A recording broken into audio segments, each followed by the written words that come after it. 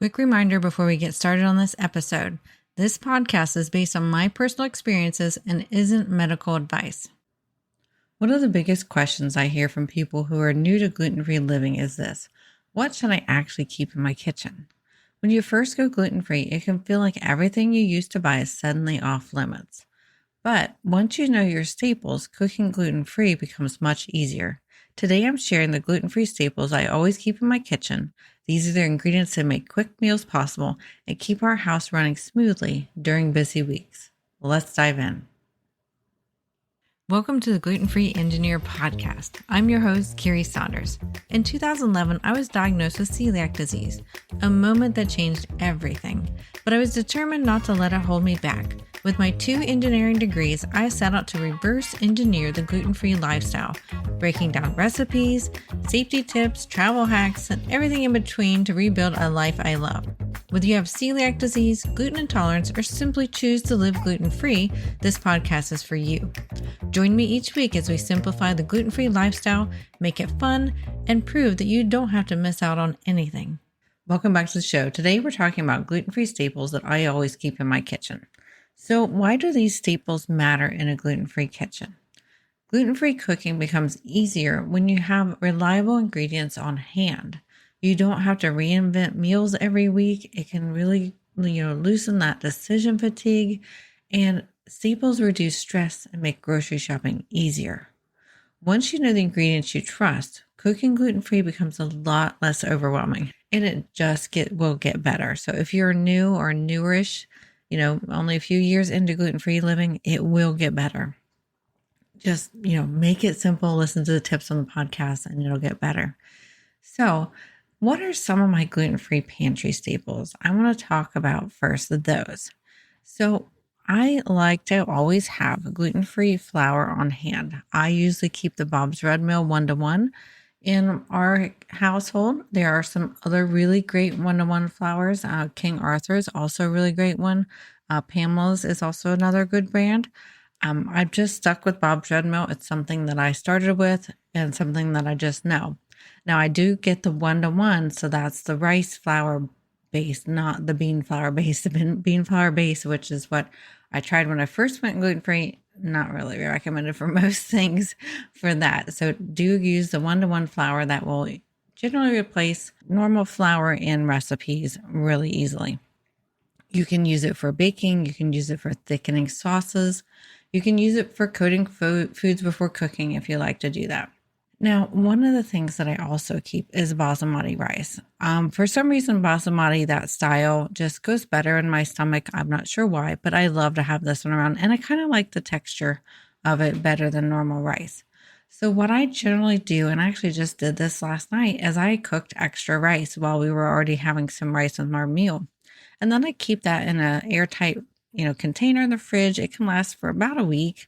In the fridge in an airtight container. And then all you have to do is stick, some of that in a bowl, add a little bit of water to your bowl and cover it and put it in the microwave for like a minute or 2. And you've got fresh steamed rice back again. So it's really great for quick lunches as a side or even a second dinner. So I'd love to, cook ahead basmati rice to just make our lives easier later in the week. We also keep gluten-free pasta in our pantry all the time. We usually keep the Barilla brand or the Ronzoni brand. Jovial is also another brand that you will find in our pantry. Kind of depends on what we're using it for. So the Barilla, we usually like to use the rotini. We love to use that to make our homemade mac and cheese in the Instapot. Or the pressure cooker, whatever you have. We have actually a Pampered Chef version of it. And it just makes quick mac and cheese. You can have mac and cheese homemade in about 10 minutes, just depends upon how fast your pressure cooker heats up, and it's 5 minutes to cook. And it's a great way to have some, other carb in your, pantry that is easy to cook. We love the Jovial brand more for spaghetti style sauce. I do much better, as I talk on the podcast, on a grain-free diet, and they have a cassava flour pasta that's more for spaghetti sauce. Oh, there's another brand of pasta that's also really great, and that's Bonza. That's made from chickpea flour, and it actually is really good and has a pretty good texture. Now, it does operate a little bit different than a rice, corn, quinoa based pasta, which is what the Barilla and the Ronzoni is. It will create a foam on top, so just note that you're supposed to skim that off. But it does a really good job of being a great gluten-free substitute pasta. Now, you can also have canned beans in your pantry. This is a great staple that, takes years and years to go bad. It's great to use for taco nights. If you love to have added beans to like your salad, can make a quick side dish. It's a great way to add some extra protein and fiber to your meals. We usually also have, like a kind of like a taco kit in our pantry too. So we usually keep the siete hard shell tacos and or their almond or cassava flour tortillas in our freezer. We keep those in our freezer, and the grain-free hard shell tacos just in the pantry. Those are great for making taco night really easy. They also have a taco mix that you can buy, a powdery mix that you can just, brown your ground beef, add a little bit of water, add this mixture, and warm that part up after you brown and drain your ground beef, and boom, you have tacos. So it just makes it so much easier. Now, I can't unfortunately use that mixture anymore because it has tomatoes in it, and I'm also sensitive to tomatoes. But before I found that mixture, I was already hand making my own taco seasoning with just spices. So I'm back to doing that again. Another staple is to have peanut butter if you can have peanut butter, or almond butter if you can't have peanut butter, but you can have almonds. Those are great for quick breakfasts. I use the almond butter every morning on my toast for breakfast. It's great for snacks. You can add it to your smoothies, some sort of peanut butter or nut butter if your family can do nuts or peanuts. It's a great, protein and fat staple to have in your house for, a quick snack or a quick meal. Now, we always have, of course, gluten-free bread in our house. Canyon Bakehouse is our current favorite bread right now. It is a really good toasting bread. It's a really good French toast bread. It is also great for sandwiches. It is a little bit on the drier side, so you have to be okay with having a little bit drier bread. But I feel like it's a decent balance between a dry and a soft bread. And it doesn't have soy in it, so it's one of the reasons why we tend to go towards it. Char bread is also very good. This is the one I'm currently using for breakfast myself because it doesn't have brown rice as the first ingredient, and I'm trying to stay away from brown rice right now. I just feel better. So those are the two brands we usually use for breads. Udi's is also very good. I haven't had it in a while. It's a little less available than it used to be when I was first gluten-free, but that was our staple go-to bread when we were first gluten-free. Now, what I do with the bread, though, is, you guys will probably know if you went to go buy gluten-free bread, it's expensive and the loaf is super small. So what we do is whenever we find our favorite gluten-free bread on sale, we will buy extra of it, and then we will stick it in our freezer. And then all you have to do is when you're getting low on your loaf of bread, so you only have a slice or two, left, take one out of the freezer and set it on the counter, and it'll thaw by the next day. And you won't even know that you froze it. At least with the Canyon Bakehouse bread, this works wonders. We also use the Canyon Bakehouse hamburger buns, which I mentioned before. So what I do is those are partially sliced when you get them home. So I fully slice them, put them back in the bag, and then put them in the freezer. That makes it easy for me to pop out just one hamburger bun and put it in our toaster oven to thaw it and toast it at the same time. So then you're not worrying about ruining the other buns that are in the bag if you don't eat all of them at once. Now, some refrigerator staples are things that you would have had before even going gluten-free. So eggs, they're great for breakfast, they're great for baking, they're great for quick meals, breakfast for dinner. So if you tolerate eggs, that's a really great staple to have. Cheese is also great. It adds flavor and protein to many dishes. If you are processing dairy, fine. Some celiacs and gluten intolerant people do not process dairy very well, especially at first when they're first healing. So do note that and be careful with that. And obviously too much cheese is really not good for us, but it's darn tasty if you can't eat it. And then salsa is something that we usually have in our house. It's great for taco night if you can tolerate tomatoes. Most people can. I'm one of those oddballs that can. People love to put it on their eggs, I hear. I've never done that my entire life, but I know that's something I've seen people do. You can also use it in rice bowls, so you can make kind of knockoff rice bowls from some fast food places and add that salsa to it. And then, of course, we always have butter in the house. There's also some really good non-dairy butter. The VO Life is something we've used before. It's soy-free and dairy-free, and my husband's actually really enjoyed that one. He thought it was really good. We also keep gluten-free sauces around, marinara, coconut aminos, hot sauces. So just look for other sauces that can really add some quick flavor to your meals. There's plenty of barbecue sauces out there that are gluten-free. Primal Kitchen is a whole brand that's gluten-free. They have lots of really good sauces.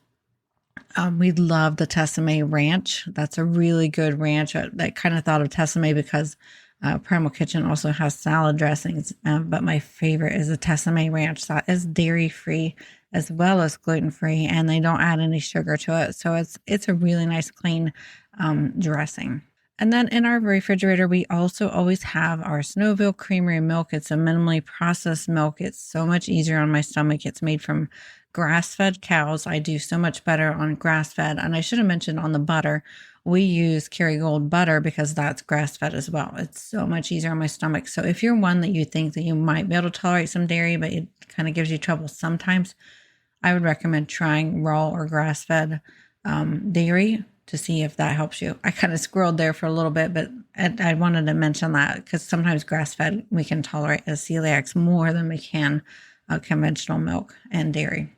So let's go back to the milk and coconut milk. We always have milk and coconut milk in our house. Like I said, we have the Snowville Creamery, which is kind of local to our area, kind of over the whole state of Ohio.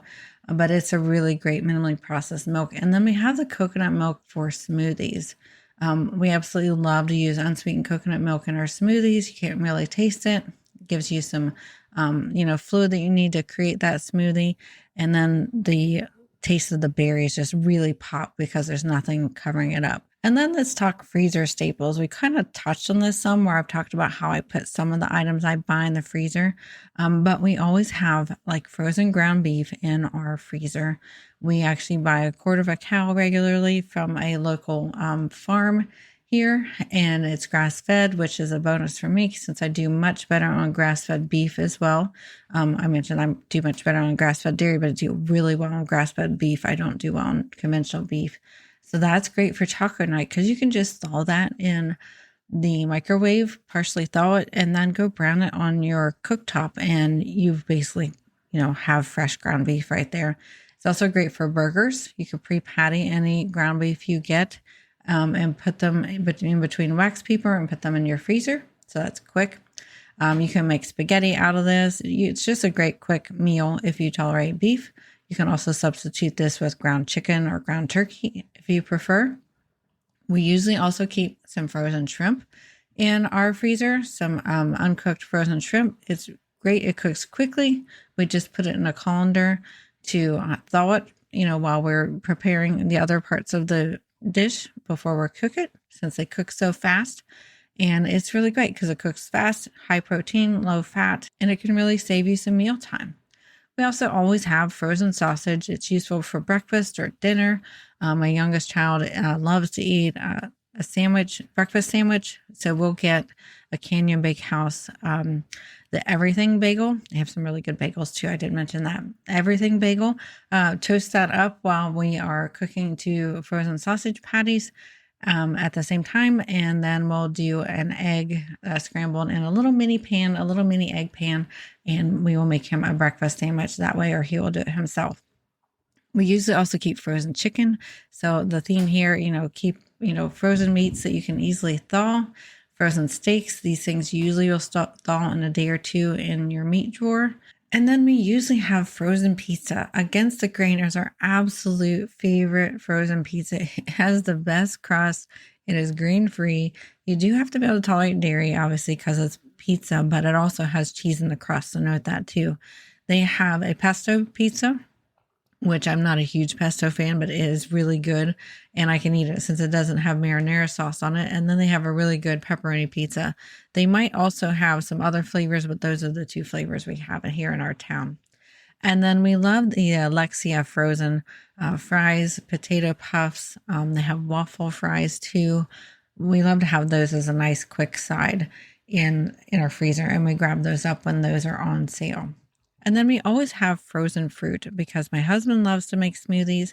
I actually love to use the frozen sliced strawberries, and I will put them in a small little bowl and warm them up in the microwave every morning. And I put that on my almond butter toast. So that's my jelly for my toast. It was a trick I got from a nutritionist back in 2021 when I was working on losing a lot of weight. And it really is pretty darn tasty. And then that way you don't have to worry about strawberries going bad in your fridge, and they're always available. So I love to have that. And then a treat we love to have in our freezer is Kat's frozen garlic toast. Oh my gosh, this stuff is so delicious. And it is their food. Kat's brand is really good. We've tried a lot of their stuff. It is more on the treat version of food. So I will warn you there. They have like Pop-Tarts and donuts and, some really good yummy. So we will treat ourselves to that. But one of the staples of theirs that we keep in our freezer is the garlic toast. It's just delicious. I mean, I've tried to make garlic toast this good. It's hard to make garlic toast right because you just got to get the garlic butter just right and on a thick piece of toast. So it just works great because it's already made for you and they use that nice thick piece of toast that you want. And then that kind of goes into this next section I have for you is I do try to focus on simpler foods when possible. So try to avoid those highly processed gluten-free foods. They're not any better for you other than not having gluten in them than the highly processed gluten version of the food.